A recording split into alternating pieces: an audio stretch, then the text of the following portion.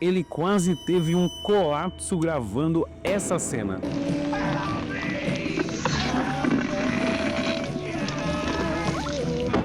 Uma crise real de pânico, de desespero absoluto por causa desse take.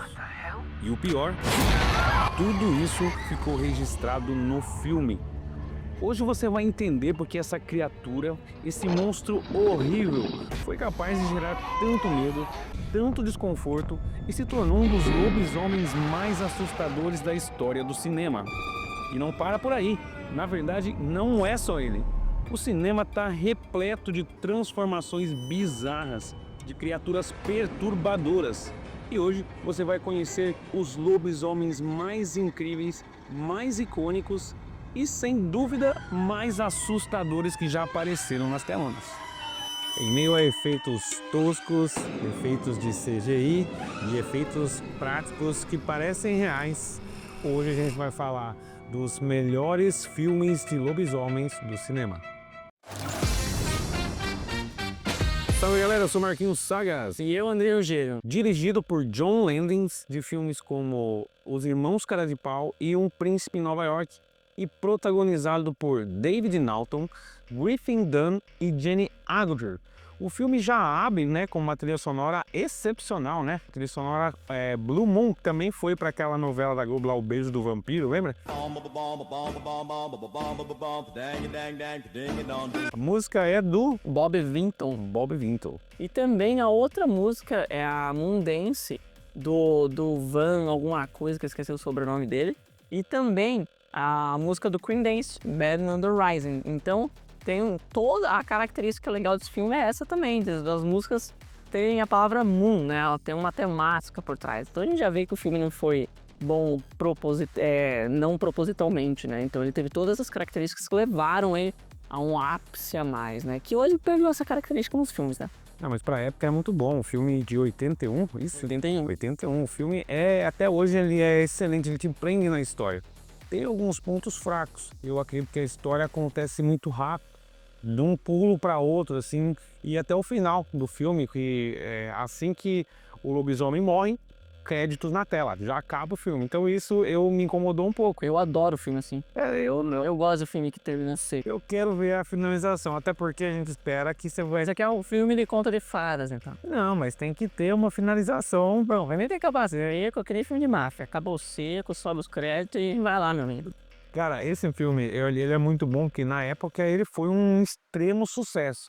Só que se você assiste ele hoje, você tem aí a impressão de que falta muita coisa, Vou te dar um exemplo. Esse filme tem aí também a transformação em lobisomem mais emblemática do cinema, Até mesmo que ele seja antigo. Hoje as transformações de CGI não dá conta de fazer o que esse cara fez, Você vê os bastidores aí, você vê que eles usam artifícios externos, tipo a pata dele quando começa a crescer. Num jogo de câmera, o ator tá segurando ela assim, ó, como se ele tá segurando ela aqui, e você tem a impressão de que a mão dele tá crescendo.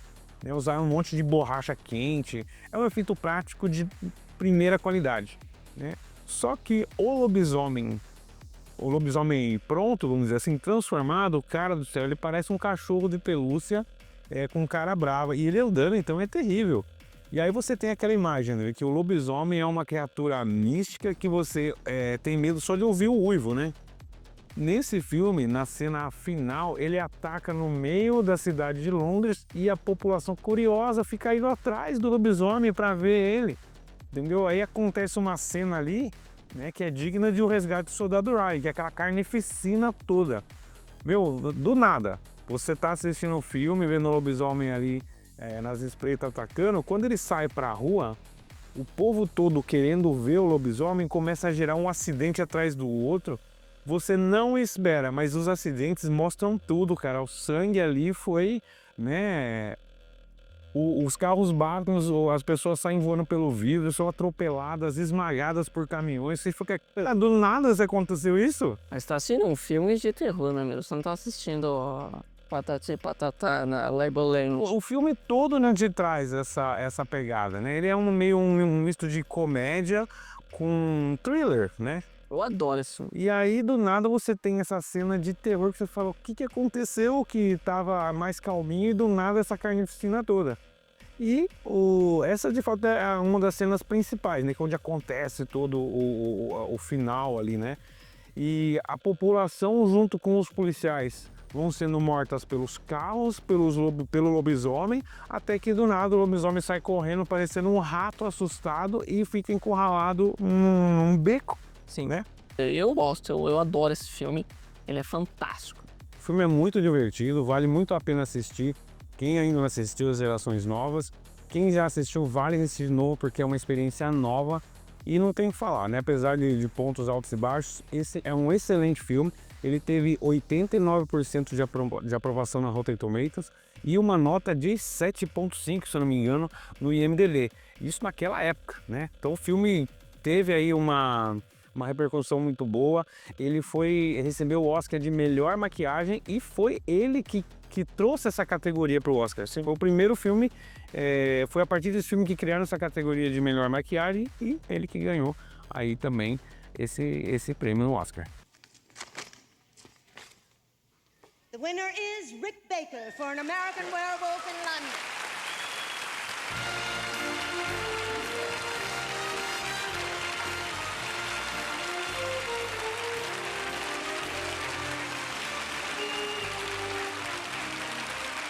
E para finalizar a curiosidade desse filme, é que o cara que tomou conta de toda essa parte da maquiagem foi o Rick Baker. E para quem não sabe, ele simplesmente fez a parte da maquiagem dos clipes mais emblemáticos de todos os tempos, se não o mais emblemático, que é o Thriller do Michael Jackson. Então, para você ver que o cara não é pouca coisa. E isso conta, né? Os efeitos práticos estão aí para mostrar que quando são bem feitos, ficam incríveis. Até hoje, né? Até hoje é o que a gente prefere, os efeitos práticos. E se a gente pegar, por exemplo, dos efeitos práticos, também tem o Enigma de Outro Mundo também, que é fantástico, né? The Thing, né, no caso, que é fantástico, e os efeitos práticos, se não for o filme inteiro, mas na maioria das partes. Exatamente, esse filme aí tem uma referência de um dos melhores efeitos práticos do cinema. Se você nunca viu ou quer que a gente fale desse filme, né, The Thing, ou Enigma de Outro Mundo, deixa nos comentários aí que a gente vai fazer um vídeo daí sobre esse filme. Eu tô louco pra fazer, porque eu amo esse filme. Não quero não. Baseado na obra de Stephen King, que dispensa apresentações, e dirigido por Daniel Arts de The Wire e True Blood, esse filme, Bala de Prata, tem aquele quê de filmes dos anos 80. Lançado em 1985 e protagonizado por Corey Haim, Gary Busey e Everett McGill. O filme conta a história de uma família que se muda para a zona rural, talvez para cuidar aí do seu filho que é cadeirante. Depois de se adaptarem, eles começam a descobrir que assassinatos brutais ali acontecendo pela região e o cadeirante, né, que é o protagonista, desconfia que esses assassinatos estão sendo causados por um lobisomem, olha lá, né? Sim, mas até antes de desconfiar, o pessoal pensa que é um assassino em série que está fazendo tudo aquilo, tem toda a desconfiança ali. Olha a traminha dos anos 80, né? Mas o filme é muito bom, ele te prende na história, apesar de, nessa época, os efeitos especiais também estavam ali começando, né? Mas é um filme que tem uma história muito legal, né? Aliás, foi feito, né, pelo mestre Stephen King. Você vai se envolvendo nessa história e o vizinho, né, na sequência da história, o vizinho ali do protagonista, que é o padre da cidade, né? Ele começa a dar indícios de que ele é a criatura, assim. Após o evento também do tiro, né? Que depois ele aparece com um tampão. Exatamente. Aí você tem sabe aquele sentimento de novela mexicana, ou até de novela das 8 mesmo? Quando você tem aquele momento revelação, assim. Mário Alberto? Sim, eu voltei. Eles descobrem que existe a criatura, vão atrás e conseguem dar um tiro bem na cara. Só que daí, como o Andrei disse, no dia seguinte, o vizinho aparece com o olho machucado, com um tapa-olho. E aí, ele, né, não só a gente, como eles ali também na história, ligam isso. E aí a investigação passa a ser com o vizinho, que é o padre da cidade. Então, ele já escondia atrás do colarinho branco ali, né, que ele não era nem nada do mal, né? Exatamente. Na verdade, olha o plot twist dos anos 80 era assim, né, cara? E eles aprendem que para você acabar com a raça do lobisomem é com uma bala de prata. Aí mostra toda a fabricação da bala de prata. Assim, mano, Você sabe que o cara só tem um tiro para conseguir matar o lobisomem, né? Então você fica naquela tensão de um filme que segue um roteiro da jornada do herói, mais ou menos ali, que você consegue você sabe o que vai vir, mas mesmo assim você se diverte com o filme. Eu recomendo. É um puta filme, mesmo hoje, quem não assistiu, vale a pena assistir. e é até triste que ele tem uma nota bem baixa no Rotten Tomatoes, 43% de aprovação. Porém, se você entrar no Google na aprovação lá, que você pode votar até com mais de 93%. É que virou um filme cult, né? Assim como o que a gente falou anterior. Então ele entra ali pro hall dos The Best Movies. Mas ainda assim, naquela época, né, ele não teve uma nota muito boa realmente. Mas vale a pena assistir. O filme é bom. Muito bom. E agora o mais famoso da lista aqui na grande mídia, o Van Helsing, grande filme que passou inúmeras vezes a sessão da tarde, tela quente da vida. É estrelado pelo Hugh Jackman, que já estava em ascensão por conta do X-Men.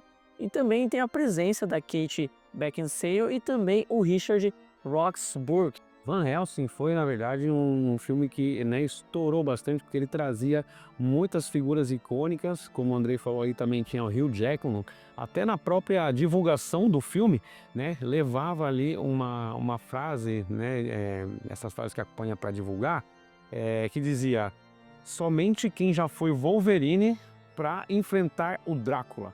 Então, ele já fazia essa conexão com o personagem que o Hugh Jackman tinha já feito, né? Porque foi o personagem icônico que deu muito certo. X-Men, né? Na verdade, transformou o personagem Wolverine no rosto do Hugh Jackman.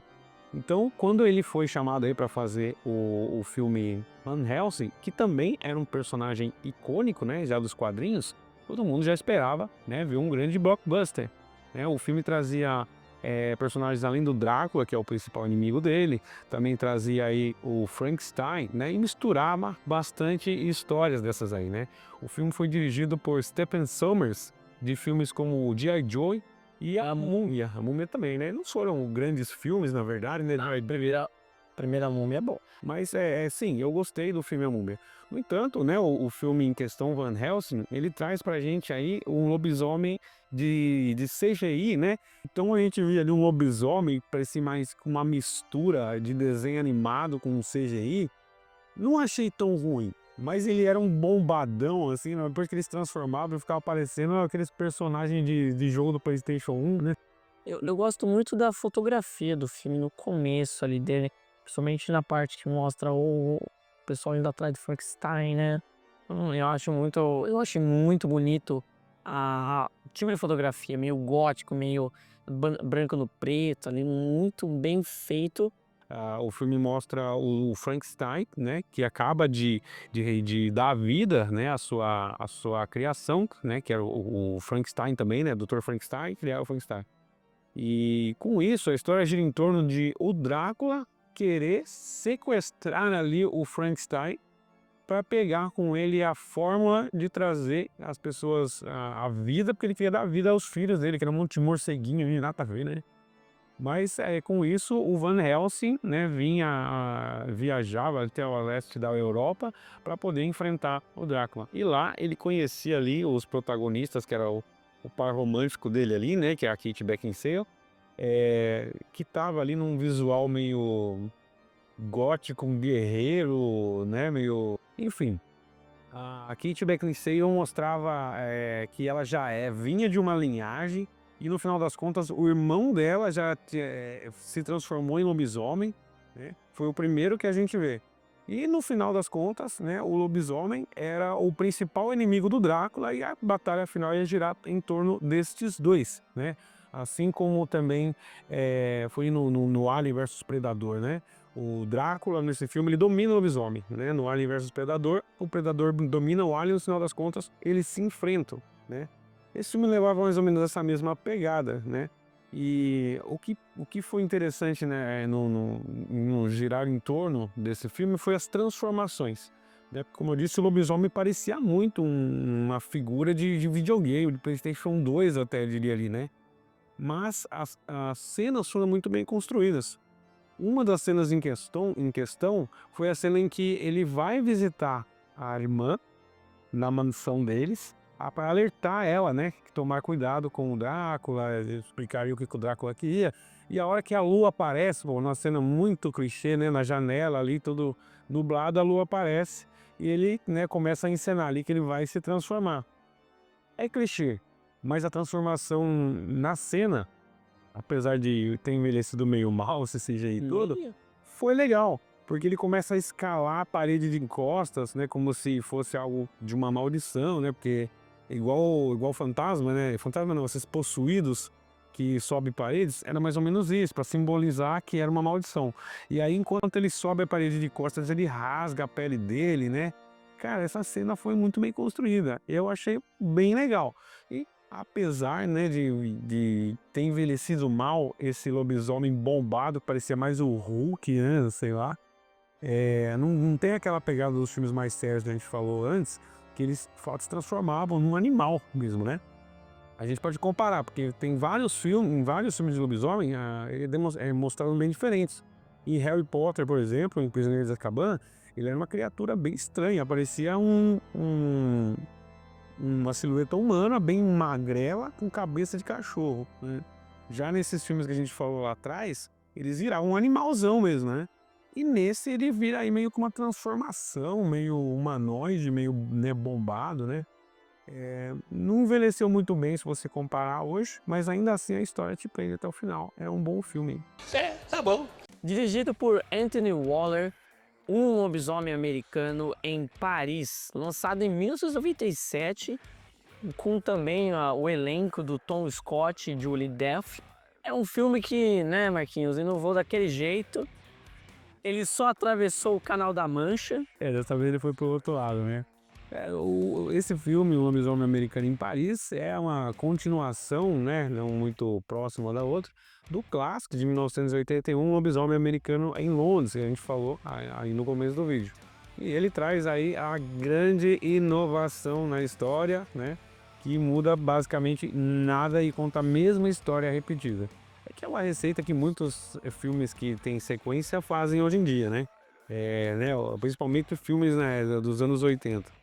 Vai lançando, por exemplo, vamos por aí, Sexta-feira 13, né, que conta basicamente a mesma da receita repetida de jovens que vão para o acampamento, jovens transantes que começam a fritar bicho no meio do acampamento, Jason acorda, mata todo mundo, né? E filme a filme vai ter essa receita. Mas você queria um...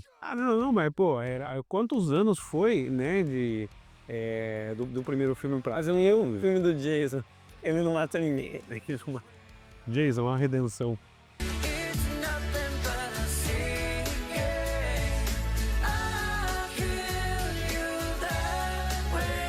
O filme, né, apesar de ele ter sido lançado vários anos depois, você vê uma diferença muito grande na qualidade da filmagem, porque ele pegou ali essa mesma época que a gente falou aí, onde estava essa transição do CGI, né, cores mais vibrantes. Eles incluíam esse metal industrial para fazer aquela pegada, como se quisesse mostrar se é muito diferente. Uma porcaria. Diferente, eles escutam metal industrial. Não, uma porcaria. Eles encontram um pessoal que é meio punk, né? Eles andam meio aquelas gangues, né? E o que esses caras fazem? Eles são muito gente fina, né? Com todo mundo. E o que eles fazem que eu achei legal? Eles promovem umas festas fechadas. Sabe que tinha nos anos 80 lá, que eram uns panfletos feitos à mão, assim, né? Com desenho de um punkzinho. Então ali eles distribuíam, entrada gratuita. É tipo daquelas pegadas de festa que tem aqueles túneis abandonados. Tipo isso. Então era sexo, drogas, rock and roll à vontade. E até que era bem organizado, né? Nos horários tinha fila, igual quando você vai ali pra um show lá em São Paulo. Tinha até meia entrada.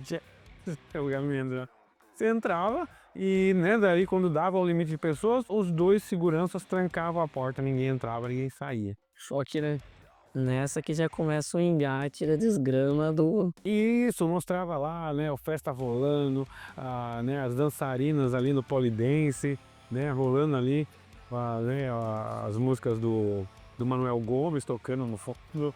E o pessoal curtindo todas as músicas ali, cantando, Caneta Azul, tudo. E quando chegava a hora certa, né, todos os integrantes dessa gangue se transformavam em lobisomem e começava ali a carnificina, né? Até na verdade, eu lembrei agora, todas as festas tinham um título, né? Que tinha relação com lua cheia, né? Festa da lua cheia, né? Lua cheia da festa, lua cheia da festa, cheia a festa da lua. Só que ao invés de ser como no primeiro filme, que ele se apaixona ali pela enfermeira do hospital, que leva ele para casa para cuidar dele, né? Essa moça também leva ele para casa, mas na verdade ela é uma moça que vinha já de uma linhagem de lobisomens, né? Inclusive o pai dela, né, também é um lobisomem. E ele fica ali acamado, um cara que tá sem pernas, né? Ele não tem a parte de baixo. Na hora que você vê, você fala, pô, coitado ali, né? Que tem que viver numa cama. Só que quando vem a lua cheia que ele se transforma, ele fica um lobisomem sem perna, tentando sair ali pra pegar os outros. O filme traz aquele meio um alívio cômico, né? Mistura um pouquinho, né? Então é meio terror, meio engraçado. Só que o problema dele por ter CGI não tem a mesma pegada do primeiro, né? Tipo assim, por ter CGI, né? O primeiro, por mais que ele tenha essa pegada cômica também, os efeitos práticos são fantásticos. Então, eles falam, cacete, né, mano? Porra. Agora, chega nesse, tipo, o CGI dá uma quebrada. Eles tentaram fazer uma transformação bem legal, mas não entrega com o zero, né? É, quem assistiu na época, assim, tipo, de lançamento, né? Mas, pô, você pegar... Tudo bem que o orçamento não é o mesmo, mas você pegar, por exemplo, um Jurassic Park da vida, eu acredito que... CGI, né? Sim, mas esse era um grande blockbuster esperado há muito tempo. Tem isso também. É lógico que eles lançaram ali como um filme B, eu imagino, mas tinham a intenção, sim, de atingir um bom público que já levava o nome de um clássico, né? Que é o Lobisomem Americano, né? Em Paris dessa vez. E Saudosismo. só que exatamente o que a gente falou que estraga um pouco, né? Foi lançado bem depois, muita gente não conhecia esse filme e a história até que cativa você, né? No geral, seguindo a mesma receita, que ele não acredita que ele é lobisomem, acha que tá louco. A moça ali cuidando dele, vira o par romântico dele no geral do filme, só que essa que é a parte legal, porque ela também é lobisomem, então tem essa diferencinha, né? E a primeira transformação dele, eu não achei ruim não, porque a direção ali até jogou bem, né? Sabendo que o CGI não ia, né, convencer tanto, eles colocaram algumas misturas de cena para que fizesse ficar legal. Por exemplo, ele sai correndo, né, com o corpo todo pegando fogo, não pegando fogo, todo cheio de fumaça, como se estivesse esquentando, né? Lá no primeiro, o protagonista lá falava, meu corpo está queimando. Nesse não, ele colocou o corpo dele, né, com fumaça de CGI saindo para simbolizar que estava queimando. Ele sai correndo, ele estava nos pega com uma menina, né? Aí ele pula dentro de um chafariz. E lá dentro ele termina de se transformar, ou seja, você não vê a transformação em si. Mas quando ele sai ali, né, que ele dá aquele salto, então não ficou ruim, ficou legal, né? Lá quando o filme foi lançado para você assistir, você fala, caraca, que da hora, né? No final das contas, o filme tem uma história que te prende, tem um lobisomem que não é tão mal feito, né? Apesar do CGI, e te entrega um resultado legal, sim. O filme tá aprovado pra mim. Lobisomem de Paris, ok. Tudo bem. E para finalizar a nossa lista, o filme em questão é O Lobisomem de 2010, dirigido por Joey Johnston, do Capitão América, o primeiro Vingador, e tem um elenco bem recheado, né? O Benício Del Toro, Anthony Hopkins e também a Emily Blunt. E vale ressaltar também que o Rick voltou para esse filme, trabalhando de novo na maquiagem. E diga uma coisa, o cara ganhou de novo o Oscar de melhor maquiagem. Lá em 1981 ele criou o estilo, a premiação, e agora mais uma vez ganhou de novo para mostrar que o cara é fera. E o filme é um remake de outro filme lá de 1941 com o mesmo nome, O Lobisomem. É um filme bem, acho que não sei se era o primeiro filme de lobisomem, né? Mas esse remake em 2010 foi uma inovação, né? As posters do filme já traziam essa imagem de como ia ser o lobisomem. Um pouco mais seco, né? Para quem assistiu, o que eu duvido que muita gente aí tenha assistido, esse filme de 1941, eles traziam essa imagem de um lobisomem que andava de pé, né? Um lobisomem bípede. Ele só tinha algumas referências do animal, né? O focinho, as garras. Ele andava de pé, ainda trazia pedaços da roupa ainda quando se transformava, né? Querendo ou não, é o jeito que a gente lembra o lobisomem, é uma das características principais, se não a principal, de ser bípede, né? Tirando a parte que ele corre, essas coisas que tudo bem. Ele vira um animal mesmo. E eu achei mais legal, porque ele mostra que o ser humano se transformou em alguma coisa, né? Exatamente. Não é igual aos outros filmes que a gente falou, que apesar das suas qualidades e tudo mais, né? Parecia, assim que ele se transformava, parecia mais um cachorro de Chernobyl, né? Porque ele se transforma inteiro num monstro, num bicho quadrúpede ali, né? Esse não, além dele tentar trazer essa nostalgia lá de trás, ficou muito bom. Eu achei que a maquiagem ficou excelente. Então ele até na hora que ele tá atacando, ele chega a correr, né, em quadrúpede assim, mas é nos momentos de atacar. Mas isso é a parte legal, esse é o conflito do personagem, o lobisomem como um todo, né, do folclore, né? Ele ser bípede, mas na hora de correr, ele se transformar em um animal, e realmente, não de verdade, né, mas pô, você entendeu. Exatamente. Só que a história também é bem cativante, né? Ela conta a história do Senhor Rico, que é interpretado ali pelo Anthony Hopkins, não lembro o nome do personagem agora. Ele conta que em uma das suas explorações, ele encontra uma criança que tem uma doença que eles chamam de licantropia. O nome combinou bem, né? Lican, em outra língua aí, quer dizer lobo, né? Enfim, ele mostra que ele foi no alto de uma montanha e lá vivia um garoto selvagem, assim que ele explica. E mostra esse garoto selvagem. Ele tenta chegar perto, o bicho parece o Gollum lá do Senhor dos Anéis, igualzinho. E aí, né, ele vem com aquela... falou, pô, que bichinho legal, ele vem aqui, vem... Faz assim pra ele, assim, aí o bicho... atacada nele ali. No geral, quando o filho dele fica sabendo disso, né, ele tem a primeira transformação dele, mata várias pessoas. Isso o filme também traz legal, que é uma carnificina do caramba, né? Traz muitos sangues e tripas ali. Isso eu gostei. Violino tem do jeito que tem que ser. Exatamente, isso tornou bem, porque o lobisomem, né, o seu bicho agressivo ali, que mata as pessoas, né, arrancando suas entranhas na unha, foi bem legal. E até no dia seguinte, quando o pessoal da cidade vai ali limpar os mortos da cidade, mano, parece aquele cenário pós-guerra, assim, de gente estraçalhadas.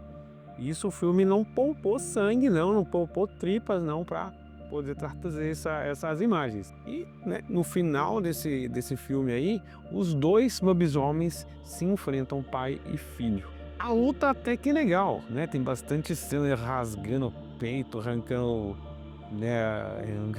pele um do outro, mas a luta acaba com a vitória aí do filho, que era o protagonista, né, matando o seu pai, num formato bem legal, né, com aquelas unhas postiças ali dele. Ele mete uma agarrada no pescoço do pai que arranca a cabeça dele, né, mostra a cabecinha rolando lá, e no final das contas aí, né, ele acaba matando o pai, ficando aí um lobisomemzinho do bem. Vale ressaltar de uma cena que ficou bem icônica desse filme, que é a transformação principal, onde mostra detalhadamente ele se transformando. E até que tem a cena icônica, onde ele é apresentado com um júri, né? Não sei como se chama esse local, mas ele é acorrentado num tipo de cadeira, né, ali cheio de cintos que o prende na cadeira.